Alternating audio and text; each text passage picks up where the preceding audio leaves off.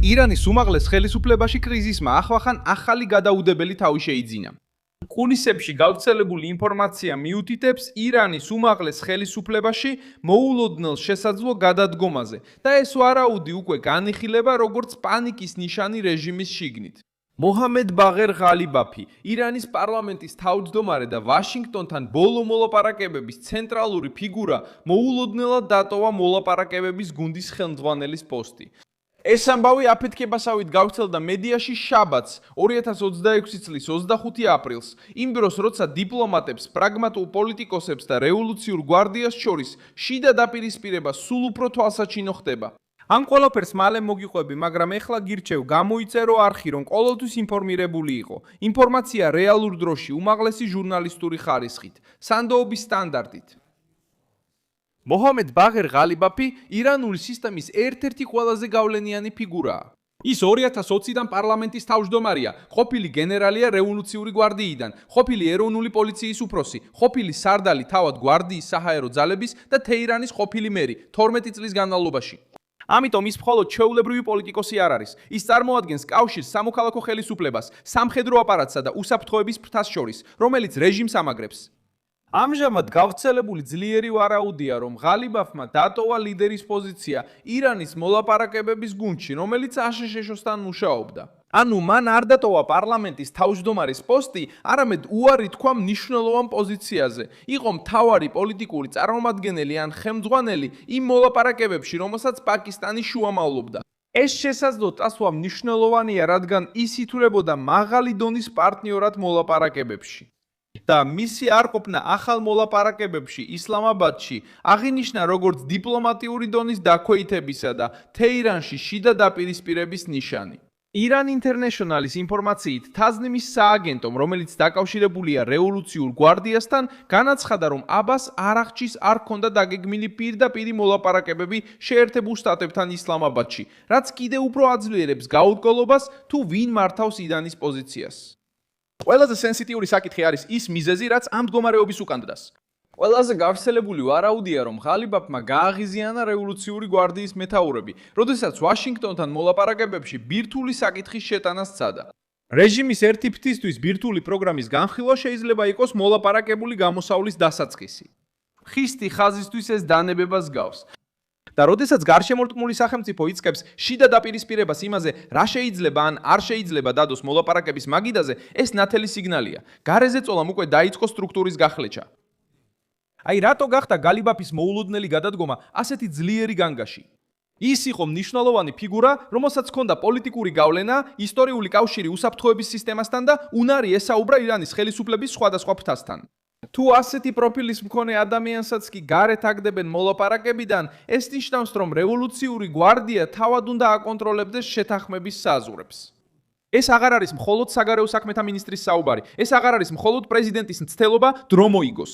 გვარდია თავად უნდა წყვეტდეს, რას მიიღებს ირანი, რას უარყოფს და ვინაა უფლებამოსილი, რომ რეჟიმის სახელით ისაუბროს. ამასობაში აბას არახჩი მცირე დელეგაციასთან ერთად ისლამაბადში გაემგზავრა. საჯაროდ ეს მოგზაურობა პაკისტანელ ოფიციალურ პირებთან კონსულტაციების რაუნდად იქნა წარმოდგენილი. ასევე ტურნედ, რომელიც მოიცავს მუსკატს, ომანში და მოსკოვს, რუსეთში. მაგრამ მოგზაურობის დრო ბევრად მეტ სამხელს, ვიდრე ჩვეულებრივი დიპლომატიური დღის წესრიგი. ისლამაბადი მკაცრი უსაფრთხოების რეჟიმშია. ზონები დაბლოკილია და ახალი მოლაპარაკებების რაუნდის მოლოდინია. მიუხედავად იმისა, რომ როიტერსმა გაავრცელა ინფორმაცია, რომ ამ დროისთვის პაკისტანის დედაქალაქში აშშ-სა და ირანს შორის პირდაპირი შეხვედრის კონკრეტული ნიშანი არ არსებობს. ცენტრალურმა სარდლობამ ასევე განაცხადა, რომ რეგიონში 34 ხომალდი გადამისამართდა და ირანის პორტებში შემსვლელ ან გამომსვლელ გემებზე ბლოკადა კვლავ გრძელდება. ეს პირდაპირ აზიანებს თეირანს, რადგან ნავთობის ნორმალურ ნაკადს უშლის ხელს. ბლოკადა ამგვარად ეკონომიკურ და ფსიქოლოგიურ იარაღად იქცევა. ეს ამკაცრებს რეჟიმის ფინანსურ მდგომარეობას და აჩვენებს რევოლუციური გვარდიის შიდა მოკავშირეებს, რომ წინააღმდეგობის გაწევის ფასი იზრდება. რეჟიმი ცდილობს რეაგირებას, აცხადებს, რომ ჯერ კიდევ შეუძლია ჰორმუზის სრუტის კონტროლი, მაგრამ ეს კოზირიც უკვე სახიფათო გახდა.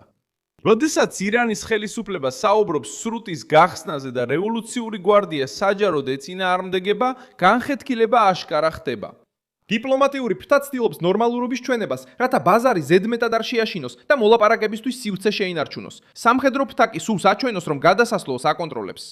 ეს გზავნილების კონფლიქტი დამანგრეველია, რადგან მსოფლიო ხედავს, რომ მთავრობა ერთს ამბობს, ხოლო მისი მეთაურები სხვას. უმაღლესი ლიდერის მდგომარეობა ამ სურათს კიდევ უფრო ამძიმებს. ასებული ინფორმაცია მიუთითებს, რომ მოსტაბა ხამენეი კვლავაც საჯარო სივრცეს მოშორებულია. მას მედიკოსთა გუნდი და ვიწრო მრჩეველთა წრე აკრავს გარს. ამ ხაზის საფუძვლოდ გამოყენებული ანგარიში ამტკიცებს, რომ მას მძიმე დაზიანებები აქვს მირებული, უკიდურესად შეზღუდული წდომა აქვს და გადაწყვეტილებების მისაღებად შიდა ჯგუფზეა დამოკიდებული. ყველაზე მნიშვნელოვანი მხოლოდ ფიზიკური მდგომარეობა არ არის, არამედ პოლიტიკური იმიჯია. უმაღლესი ლიდერი, რომელიც არ ჩნდება, ქმნის შთაბეჭდილებას, რომ ძალაუფლება დამალულია, დასუსტებულია და სხვებზეა დამოკიდებული. დახურულ რეჟიმებში კონტროლის ილუზია თითქმის ისეთივე მნიშვნელოვანია, როგორც რეალური კონტროლი. როდესაც ლიდერი ქრება, ჭორები იზრდება. როდესაც ჭორები იზრდება, მეთაურები ცდილობენ სივრცის დაკავებას. როდესაც მეთაურები იკავებენ სივრცეს, სამოქალაქო პოლიტიკოსები უფრო უმნიშვნელოვანი ხდებიან. ზუსტად ეს არის ის, რაც ახლა როგორც ჩანს ხდება. რევოლუციური გვარდია მხოლოდ რეჟიმის დაცვას არ ცდილობს, ის თავს რეჟიმის გადარჩენის არბიტრად აკენებს. ამიტომ მოლაპარაკებების გუნდში მკაცრი ხაზის წარმომადგენლების შესაძლო ჩართვა შემაშფოთებელი სიგნალია ნებისმიერი შეთანხმებისთვის. თუ უფრო რადიკალური ფიგურები გადაიბარებენ პროცესის მართვას, მოლაპარაკებების მაგიდა შეიძლება მხოლოდ თეატრად იქცეს. ისინი შეიძლება მოლაპარაკებებს დროის გასაჭიანურებლად გამოიყენონ, სანქციების შემსუბუქება მოითხოვონ, ბირთვული პროგრამის შენარჩუნებას ეცადონ და ჰორმუზის სრუტეზე გავლენა შეინარჩუნონ.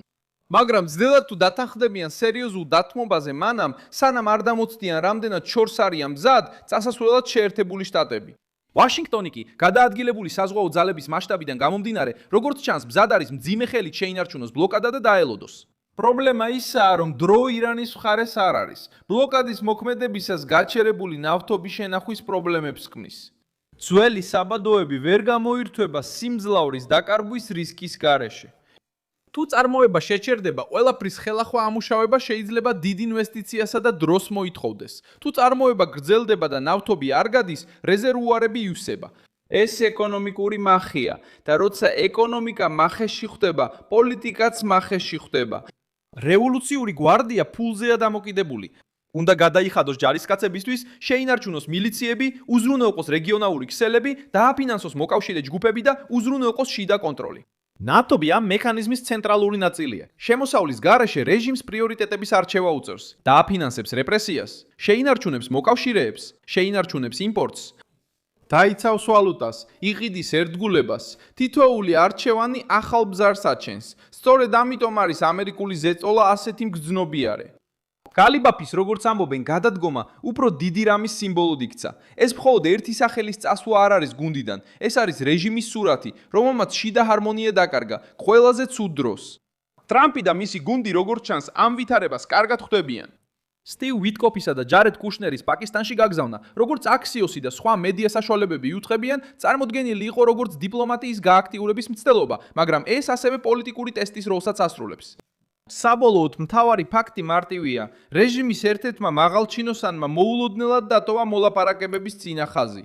რევოლუციურმა გვარდიამ გაზარდა თავისი გავლენა. ირანის საგარეო საქმეთა მინისტრი შუამავლებისკენ გაემართა. და შეერთებულმა შტატებმა იშვიათი მასშტაბის საზღვაო ზეწოლა შეინარჩუნა. დალაიქე ეს ვიდეო, გამოიწერე არხი და ბოლოს გადახედე კომენტარებს, რომ კიდევ უფრო ჩაერთო Milson Harvest News-ის საზოგადოებაში.